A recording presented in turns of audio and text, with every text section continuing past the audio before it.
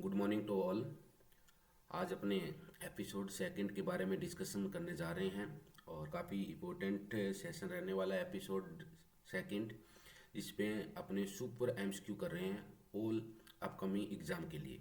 तो आइए बच्चे स्टार्ट करते हैं आज की क्लास का पहला MCQ. Which of these body system is involved in removal of carbon dioxide. इन्होंने बोला है आपकी बॉडी के अंदर ऐसा कौन सा सिस्टम है जो कार्बन डाइऑक्साइड को रिमूव करता है, बॉडी से बाहर निकालता है, एक्सहेल करते हैं। तो चार ऑप्शन आपको यहाँ पे इजी क्वेश्चन है बिल्कुल। Respiratory system, digestive system, reproductive system और यूरिनरी सिस्टम। तो पता लग गया आपको कि यूरिनरी सिस्टम CO2 को बाहर नहीं निकालता है, रिप्रोडक्टिव भी बाहर नहीं निकालता है एंड डाइजेस्टिव भी बाहर नहीं निकालता है। तो कौन सा निकालता है? रेस्पिरेटरी। तो राइट आंसर है बच्चे यहाँ पे आपका क्या रहेगा? Respiratory system. तो right answer A. Respiratory system के बारे में भी अपने देखें, इस तरह से स्ट्रक्चर रहती है, आपको पता है। यहाँ पे नॉर्मली ये ओरल केविटी है, ओरल केविटी आ गई। इसके ओरल केविटी को अपर साइड में देखें, आगे की साइड में हमेशा हार्ड प्लेट होती है और बैक साइड में कौन सी? Soft plate. और ये नोस्ट्रिल्स आ गए और ये nasal cavity, then back side वाला फेरिंक्स जिसको टॉन्सिल्स बोलते हैं। और फेरिंक्स को भी तीन कैटेगरी में डिवाइड किया बच्चे, नेजोफेरिंक्स, ओरोफेरिंक्स और लेरिंगोफेरिंक्स। लेरिंगोफेरिंक्स जो टॉन्सिल के नाम से जानते हैं, नेजोफेरिंक्स और ओरोफेरिंक्स। देन बैकवर्ड यहाँ पे ये जो स्ट्रक्चर दिख रही है, टंग आ गया, यहाँ पे एपिग्लोटिस आ गया। देन ये बैक साइड जो जा रही है ट्रेकिया के, वो एसोफेक्स है। और आगे जा रहा है वो क्या होता है बच्चे? ट्रेकिया होता है। ये जो आपको दिख रहा है वाइट स्ट्रक्चर, ट्रेकिया। ये आगे जाके ट्रेकिया आगे जाके दो ब्रांच में डिवाइड हो जाता है। यहाँ पे कोरोना ऑफ ट्रेकिया बोलते हैं, जहाँ से दोनों साइड में क्या होता है? ये डिवाइड होता है। तो यहाँ पे लेफ्ट मेन ब्रोकस और राइट मेन ब्रोकस आ जाता है। देन ये पूरा का पूरा कंप्लीट किया गया बच्चे, लंग्स आ गया। इसके बाद एसेसरी ऑर्गन के रूप में यहाँ पे डायफ्राम है, जो अपना मेन रोल है वो निभाता है यहाँ पे। ठीक है बच्चे, ये रेस्पिरेटरी सिस्टम है। इसके अलावा बच्चे क्वेश्चन आ गया आपका second. All of the following accessory organ help in digestion. कौन सा एसेसरी ऑर्गन है जो डाइजेशन के अंदर हेल्प करता है? एक्सेप्ट बेस का यहाँ पे क्वेश्चन है, वो आपको देखने को मिल रहा है। किस टाइप का क्वेश्चन है? एक्सेप्ट का। तो यहाँ पे एसेसरी ऑर्गन में लीवर, पेनक्रियाज और गॉल ब्लैडर, और नेक्स्ट है ड्यूडेनम। तो मैं बता देता हूँ बच्चे, एसेसरी ऑर्गन के अंदर तीनों के तीनों आते हैं, liver, pancreas and gall bladder. Duodenum है वो एसेसरी ऑर्गन के अंदर नहीं आता, that is the first part of the small intestine. तो राइट आंसर यहाँ पे रहेगा डी। तो यहाँ पे आपको स्ट्रक्चर बता देता हूँ। सबसे पहले डाइजेस्टिव सिस्टम होता है बच्चे, उसको अपने दो ग्रुप के अंदर डिवाइड करते हैं। तो इतने ग्रुप में डिवाइड करते हैं, टू ग्रुप में डिवाइड करते हैं। फर्स्ट वन है गैस्ट्रो इंटेस्टाइनल ट्रैक, जिसको अपने GIT या एलिमिनेटरी ट्रैक या प्राइमरी डाइजेस्टिव ऑर्गन के नाम से इसको अपने नॉर्मली जानते हैं। A continuous tube from mouth to anus, mouth से लेकर एनस तक जो ट्यूब जाती है उसको अपने GIT के अंदर काउंट करते हैं।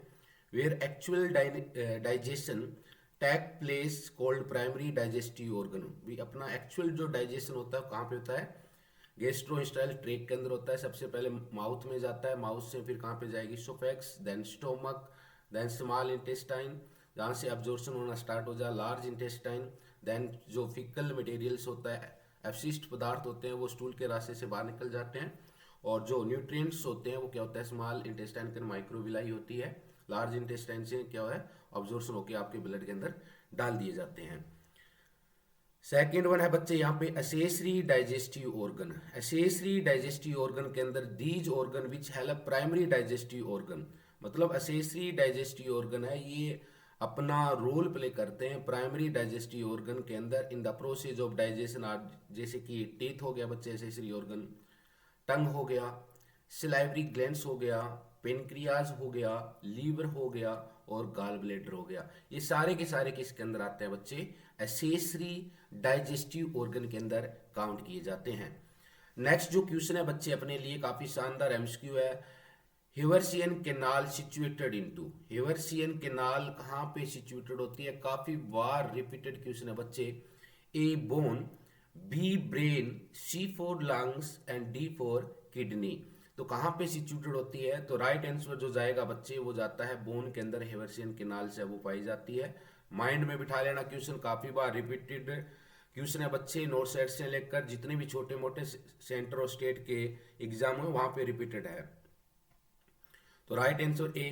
तो एवर्सन केनाल के ऊपर बात की जाए, एवर्सनल केनाल या osteon are the microscopic structure unit of the compact bone that contain blood and lymph vessels and nerve. Haversian canals होती है, इसके अंदर ब्लड वेसल्स होती है, लिम्फ वेसल्स होती है और नर्व होती है। और देखने में आपको इस तरह से दिखेगी बच्चे, इस तरह से आपको देखने को मिलेगी। जो स्ट्रक्चर यहाँ पे दिखाई दे रही है, ये स्ट्रक्चर दिखाई दे रही है, इस स्ट्रक्चर को बोला इन्होंने एवर्सियन केनाल।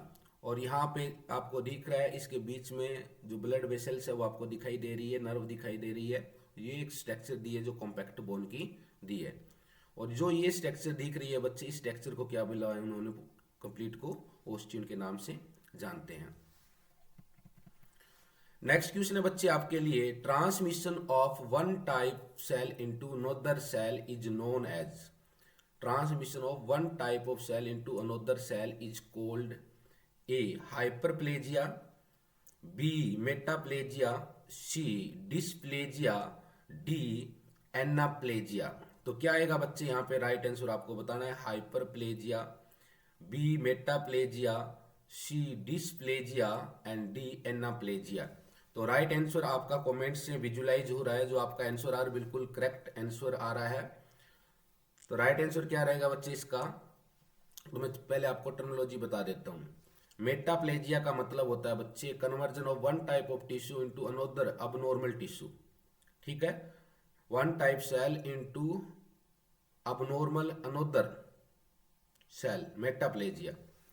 और dysplasia abnormal development of tissue. Dysplasia का मतलब क्या है बच्चे? Abnormal development of tissue. और एनाप्लेजिया का मतलब क्या है बच्चे? यहाँ पे loss of cellular differentiation function which characteristic of a malignancy. तो यहाँ पे आंसर क्या जाएगा बच्चे आपका? क्या जाएगा right answer? Hyperplasia. A is the right answer बच्चे, A is the right answer. Transmit one type of cell into another cell is known as hyperplasia. Metaplasia, conversion of one type of tissue into another abnormal tissue, that is metaplasia. Dysplasia का मतलब है abnormal development of tissue और anaplasia का मतलब है loss of cellular differentiation and function which characteristic of a malignancy. इसके अलावा next जो क्वेश्चन है बच्चे, development in children refer to one of the following. तो यहाँ पे आपके पास डेवलपमेंट से रिलेटेड आपको पूछा गया है बच्चे यहाँ पे। तो सबसे पहले मैं बता देता हूँ बच्चे, डेवलपमेंट होता है हमेशा वो क्या होता है? क्वालिटेटिव होता है, क्वालिटेटिव डेवलपमेंट बोलते हैं अपने। ठीक है बच्चे, क्वालिटेटिव डेवलपमेंट होता है। डेवलपमेंट के अंदर अपने बोल सकते हैं ऑल ओवर ब्रेन का डेवलपमेंट हो रहा है बच्चे के। ठीक है, स्पीच का डेवलपमेंट हो रहा है। ठीक है, मोटर डेवलपमेंट हो रहा है, सारे किस्म आता है। क्वालिटेटिव जिसको अपने मेजरमेंट नहीं कर सकते वो डेवलपमेंट होता है। और इसमें हमेशा बच्चे के स्किल की कैपेसिटी है वो क्या होती है? डेवलपमेंट होती है। किसकी होती है? स्किल की कैपेसिटी होती है, वो हमेशा क्या रहती है बच्चे? डेवलपमेंट होती है। इसके अलावा देखिए बच्चे, ग्रोथ के ऊपर बात करें, एक पॉइंट और आता है ग्रोथ। ग्रोथ होता है क्वांटिटेटिव। ग्रोथ क्या होता है बच्चे? क्वांटिटेटिव। ठीक है, क्वांटिटेटिव। क्वांटिटेटिव जो होता है जिसको अपने मेजरमेंट कर सकते हैं, जैसे कि ग्रोथ है, ग्रोथ को अपने वेट के अंदर मेजरमेंट कर सकते हैं, ग्रोथ को अपने हाइट के अंदर मेजरमेंट कर सकते हैं। ठीक है बच्चे, सेंटीमीटर में मेजरमेंट कर सकते हैं। तो ये ग्रोथ होता है। क्वालिटेटिव होता है, उसको अपने मेजरमेंट नहीं कर सकते। क्वालिटेटिव होता है बच्चे का बोलता नहीं यार ये तो बहुत ज़्यादा इंटेलिजेंट है, इसकी कैपेसिटी कैचिंग पावर अच्छी है, तो वो क्या आता है बच्चे? डेवलपमेंट में आता है। तो चार ऑप्शन आपके पास है बच्चे। Increase in size of body part, body part का साइज इंक्रीज हो रहा है, तो ये बात तो डेवलपमेंट से रिलेटेड बता रहा है। इंक्रीज इन इंटरसेल्यूलर सब्सटेंस, ये डेवलपमेंट से रिलेटेड नहीं है। qualitative change and progressive increase in skill and capacity to function. C is the right answer. And quantitative change in the body, that is known as a growth बच्चे. तो right answer क्या जाएगा बच्चे यहाँ पे? Right answer जाएगा सी. Next बच्चे यहाँ पे vaccination was first performed by. Vaccination है सबसे पहले किसने परफॉर्मेड की थी? ये क्वेश्चन भी काफी बार कॉम्पिटिटिव एग्जाम के अंदर बच्चे आ चुका है. Vaccination was first performed by Jonas Salk, Edward Jenner, Louis Pasteur and Alexander Fleming. ठीक है, तो यहाँ पे राइट आंसर क्या जाएगा बच्चे? आपका राइट आंसर जाएगा एडवर्ड जेनर.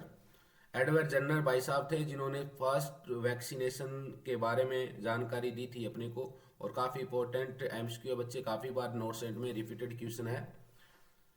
तो Edward Jenner Edward was the British physician who invented first time the vaccination for small pox. तो ये भी देख लेना बच्चे, भी एडवर्ड जेनर ने कौन सी वैक्सीन बनाई थी. तो ये भी क्वेश्चन नेक्स्ट आपसे पूछ सकते हैं.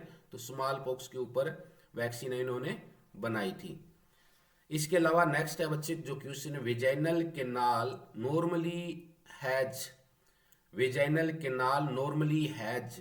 तो यहाँ पे आपको पूछा गया है कि एसिड इन्वायरमेंट होता है विजाइनल कैनाल का, या एल्केलाइन इन्वायरमेंट होता है, या न्यूट्रल इन्वायरमेंट होता है, या इन्वायरमेंटल डिफिकल्ट टू डिटरमाइन. तो यहाँ पे आपको पता लग गया है कि इन्वायरमेंट किस टाइप का होता है विजाइनल का. तो विजाइना का जो इन्वायरमेंट होता है बच्चे वो एसिड इन्वायरमेंट होता है. किस टाइप का इन्वायरमेंट होता है? एसिड इन्वायरमेंट होता है. तो यहाँ पे 3-4 क्वेश्चन देखने को मिलेंगे आपको. विजाइना के ऊपर सबसे पहले देखें तो हाई एसिडिक पीएच पूछे आपसे बच्चे. 3.5 to 4 यहाँ पे पीएच होती है. किसकी वजह से होती है ये भी पूछ ले. प्रेजेंस ऑफ लैक्टोबैसिलस एसिडोफिलस की वजह से होती है. क्या प्रेजेंट होता है? लैक्टोबैसिलस एसिडोफिलस की वजह से इनकी विजाइना की जो पीएच है वो 3.5 से 4 होती है. इसके अलावा इसको अपने बोले तो ड्यूडेलेंस के नाम से भी जानते हैं. ड्यूडेलेंस के नाम से भी जानते हैं. Which convert glycogen into lactic acid. जो ये लैक्टोबैसिल एसिडोफिलस है या ड्यूडेनेल्स है, इनका काम क्या होता है बच्चे? जो ग्लाइकोजन होता है उनको लैक्टिक एसिड में कन्वर्ट करते हैं, और लैक्टिक एसिड की वजह से विजाइना की जो पीएच होती है हाईली एसिडिक पीएच है वो मानी जाती है. Vaginal flora discovered by German gynaecologist Albert Doderlein. Albert Doderlein ने इसको फाइंड आउट किया था, इसलिए इसका नाम क्या पड़ गया था बच्चे? याद रख लेना, ड्यूडेलेंस पड़ गया था. नॉर्मली प्रेजेंट पूछे आपसे लैक्टोबैसिलस एसिडोफिलस बैक्टीरिया वो प्रेजेंट होता है, बट इनको ड्यूडेलेंस क्यों बोलते हैं? अल्बर्ट ड्यूडेनेल भाई साहब थे जिन्होंने इनको फर्स्ट टाइम बताया था, डिस्कवर किया था, इसलिए इनका नाम ड्यूडेलेंस के नाम से भी जानते हैं. बिफोर मेंस्ट्रुएशन इट मीन्स 13 या 14 ईयर से पहले. आफ्टर मेनोपोज, सपोज कीजिए 45 के बाद की बोल रहा है. विल बी हाइयर देन 4.5 विच में कोज बैक्टीरियल वेजिनोसिस. ये कह रहा है अगर पीएच 4.5 से ज्यादा चली गई है तो विजाइनल इन्फेक्शन होने के चांस है वो बढ़ जाएंगे. नेक्स्ट जो क्वेश्चन है बच्चे शानदार एमसीक्यू आपके लिए. यहाँ पे क्वेश्चन पूछा है कि वर्ल्ड हेल्थ ऑर्गेनाइजेशन अपने बच्चे ऑल ओवर सब्जेक्ट को लेके चल रहे हैं, जिसके अंदर आपको पर्टिकुलर सब्जेक्ट से डेली एक एमसीक्यू मिल रहा है. The World Health Organization identify mental illness as accounting for what percentage of global burden of disease? A आ जाएगा बच्चे यहाँ पे 23%. B आ जाएगा, यहाँ पे पूछा है बच्चे मेंटल इलनेस है अकॉर्डिंग टू WHO क्या परसेंटेज है ग्लोबली, कितने चांस है ग्लोबली मेंटल हेल्थ प्रॉब्लम होने के. तो A 23, B 80%, C 90% और डी है बच्चे 14%. तो क्वेश्चन है mental health disease, mental health illness अपने बोल सकते हैं. पूछा है अकॉर्डिंग टू WHO. क्या पूछा है? अकॉर्डिंग टू WHO ग्लोबली कितना अफेक्ट कर रही है, पूरे वर्ल्ड के अंदर कितने लोग हैं जो ग्लोबली इफेक्ट हो रहे हैं मेंटल हेल्थ प्रॉब्लम से. तो यहाँ पे जो राइट आंसर आएगा बच्चे वो आएगा 14%.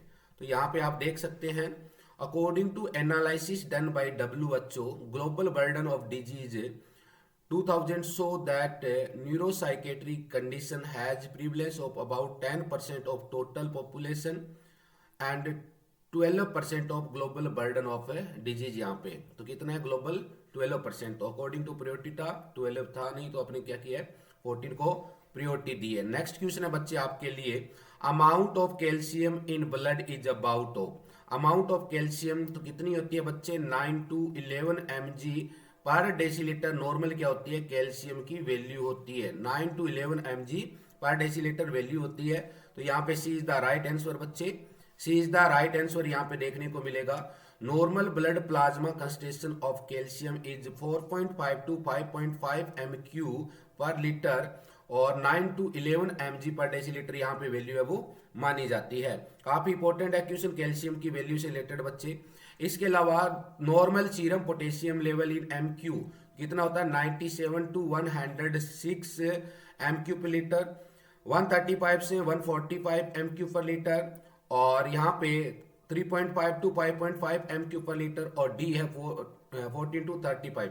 बच्चे यहाँ पे पोटेशियम पूछा आपसे और पोटेशियम आपको पता है किस टाइप का केटाइन है, इंट्रासेल्युलर केटाइन माना जाता है, इंट्रासेल्युलर केटाइन माना जाता है और इसकी जो नॉर्मल वैल्यू होती है बच्चे 3.5 से 5.5 एमक्यू पर लीटर मानी जाती है। एक मिनट बच्चे यहाँ पे पोटेशियम की जगह आप चलो पोटेशियम का मान लो ये यहाँ पे मैं इस पोटेशियम को यहाँ पे करेक्ट करके आपको सी आंसर राइट पुट कर रहा हूँ 3.5 से 5.5 एमक्यू पर लीटर। यहाँ पे जो नेक्स्ट क्वेश्चन है बच्चे यहाँ पे थोड़ा सा ध्यान रख लेना, यहाँ पे आप नोट कर लेना थोड़ा सा पोटेशियम की जगह सोडियम कर लेना बच्चे, ठीक है सोडियम कर लेना और जिसकी वैल्यू अपने यहाँ पे मानेंगे 135 से 145। ये थोड़ा टाइपिंग मिस्टेक है, 135 से 145 एमक्यू पर लीटर यहाँ पे वैल्यू मानी जाती है किसकी सोडियम की। तो यहाँ पे जो राइट आंसर आएगा बच्चे सोडियम का वो आएगा 135 से 145 एमक्यू पर लीटर। मेंटेन कौन सी ग्लैंड करती है सोडियम को पूछ ले तो आपको बोलना एड्रिनल ग्लैंड मेंटेन करती है, एड्रिनल ग्लैंड आपकी बॉडी के अंदर मेंटेन करती है सोडियम का। और कौन सा हार्मोन पूछ ले आपसे तो हार्मोन का बता देना बच्चे आप एल्डोस्टेरोन, एल्डोस्टेरोन हार्मोन्स होता है वो क्या करता है हमेशा इसका मेंटेनेंस करता है। ठीक है बच्चे, तो आज की क्लास का ये शानदार एपिसोड है बच्चे जिसके अंदर है आपके रिमेनिंग जो सब्जेक्ट थे वो कंप्लीट हो चुके हैं।